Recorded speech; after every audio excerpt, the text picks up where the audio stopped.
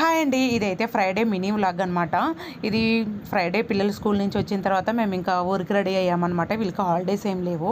Public holidays ఏమున్నాయో అంతవరకే ఉంది, కానీ సంక్రాంతికి పర్టికులర్గా హాలిడేస్ అయితే ఏం లేవు.